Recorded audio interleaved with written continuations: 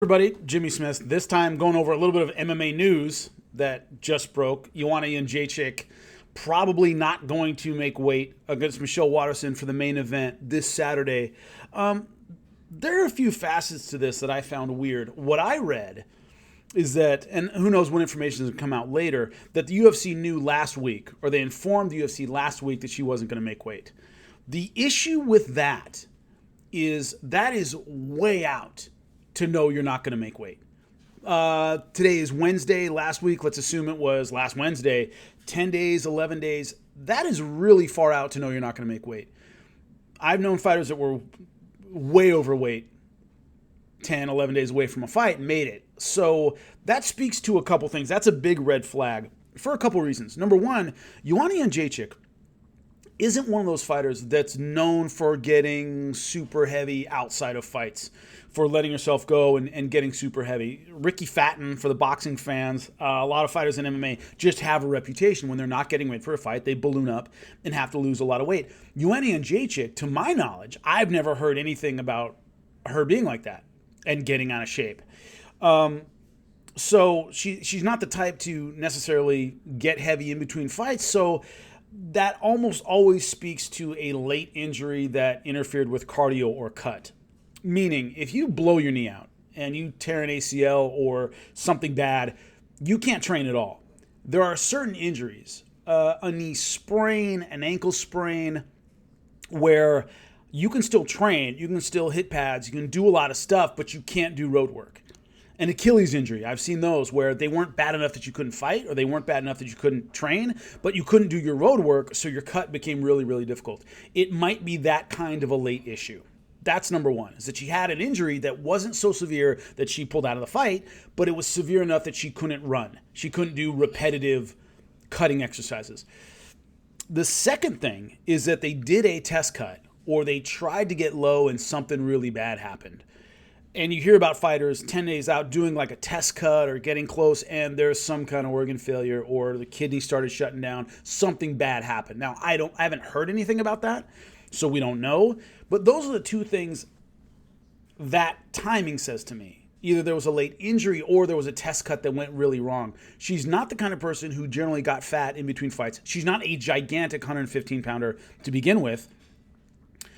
So the fact that she knew a week ago she wasn't going to make it is weird. Maybe a late virus, you get the flu late, you're retaining a bunch of water. It's not so bad that you're going to pull out of the fight, but I can't cut the weight. So it speaks to either a late injury or a test cut that went really, really wrong. Those are the only two things I can think of, because a week out is, and remember today's Wednesday, is a long time to know you're not going to make it.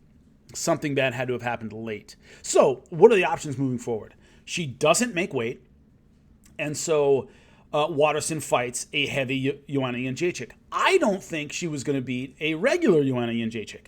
If you look at my pre-fight breakdown of this, I think Joanna Jedrzejczyk wins that fight. So I thought Waterson already had an uphill battle. It was already going to be a tough fight against a former champ who's fighting very, very well. I already thought it was going to be a difficult fight, let alone against one that then outweighs you by who knows how much, especially if you didn't know. I mean, if you knew you weren't going to make it a week out, that's a significant weight advantage by the time they actually step into the octagon and the bell rings. So I understand her hesitation to fight Joanna Jedrzejczyk. Look, it's hard enough to beat this chick at 115 or 116, let alone she can't make it, and she's way heavier than me and way stronger than me. And that's tough. So late replacement. A lot is being made of the fact that Waterson isn't being given much of an option. That sucks, but that is par for the course in MMA. And what's interesting to me, what sucks about it, is Michelle Waterson is in a position a lot of fighters have been in before. Hey, take this fighter, you're not getting paid. You know, so the articles I'm looking at, they're talking about it, say they might bump her to the next card, or if she won't fight an overweight Joanna Jedrzejczyk. And a lot of people are saying, hey, that's not fair. Hey, there's no fighters union. It's loaded on the side of the promotion, and this is MMA wide. Sure, the UFC gets more heat for it, but every promotion does it that I've seen. Hey, take this fight or you don't get paid. We're not going to fight you for 6 months if you don't take this fight. Sorry, you're out of luck. Yeah, it's unfair and it sucks, but it's another example of fighter interests just being overloaded by promotional interests. And that's across MMA. There's just no separation of powers. There's no balance of powers at all in MMA. So Waterson has some very tough choices to make. Now, if Jedrzejczyk shows up, doesn't make weight, all of that is commission stuff. Certain commissions, if I make weight and my opponent doesn't, I don't have to fight them. I at least get my show money. Others, you don't. I don't know what it particularly is for this commission, and I don't know what, I haven't read anything that says what the consequences would be. If she shows up, makes weight, Joanna Jedrzejczyk doesn't make weight, and I don't fight her, I don't want to, I still get my show money. That's how certain commissions work. I don't know how this one works. So it's in Tampa, it's in Florida. I don't think they enforce that, but some commissions do. So there are no good choices right now. Of course, they're talking about other Angela Hill coming in late and fighting her. That's fine. I don't know if they want that in a main event. They've talked about bumping up Cub Swanson versus Kron Gracie to the main event slot. I think that's a good main event. So this is a fight I was looking forward to, but I don't think it's a killer losing the main event and having Cub Swanson, Kron Gracie be the main event. I don't think the UFC is willing to make a lot of sacrifices in order to make sure that Michelle Waterson is on the main event. I think they're, hey, Cub Swanson versus Kron is a good main event. We'll stick with that and then bump her up to a later show.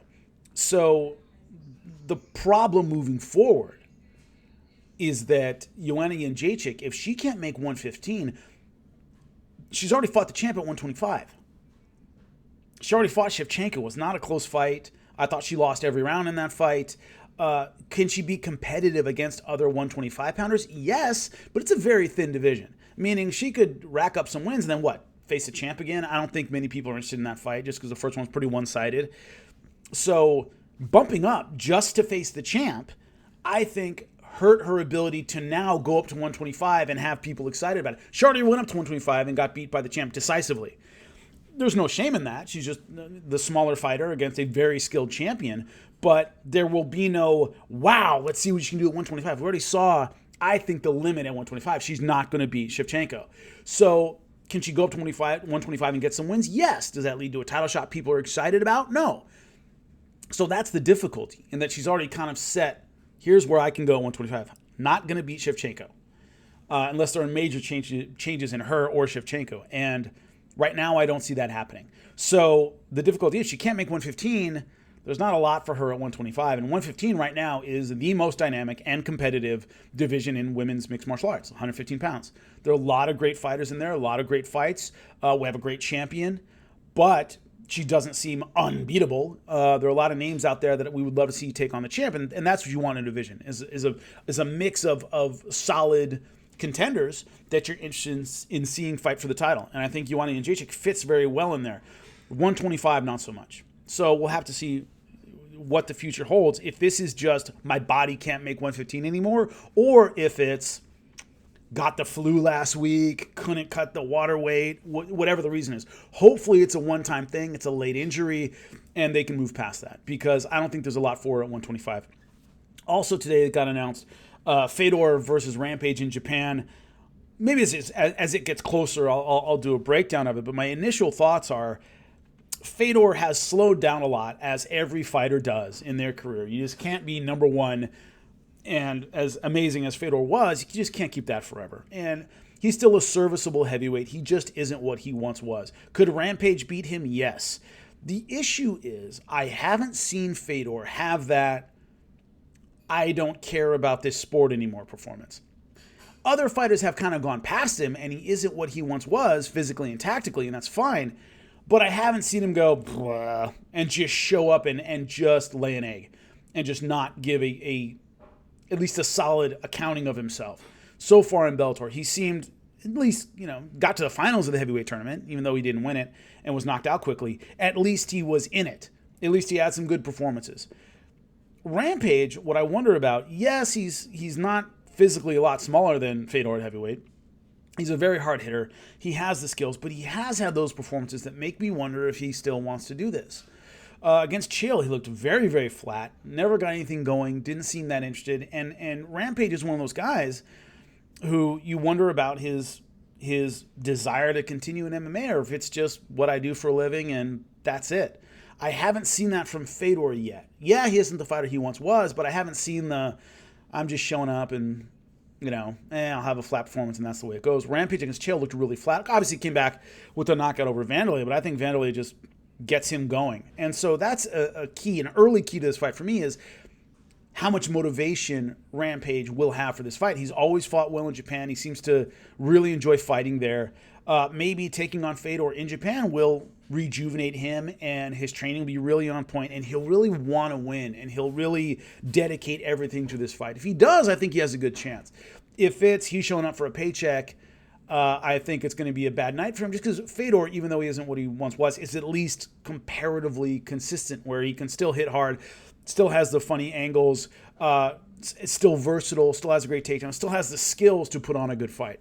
So to me, right now, and maybe I'll do a breakdown as it gets closer, it's about the motivation of Rampage Jackson to get through a tough camp to take on Fedor. Fighting Fedor in Japan might be enough for him. He may then go, hey man, that's a cool fight in a cool location. Going back there and winning would be great. And it'll really get him into the gym, because he's one of those guys where, to me, motivation and focus have always been his issue. When he's motivated and focused, he's a very dangerous fighter.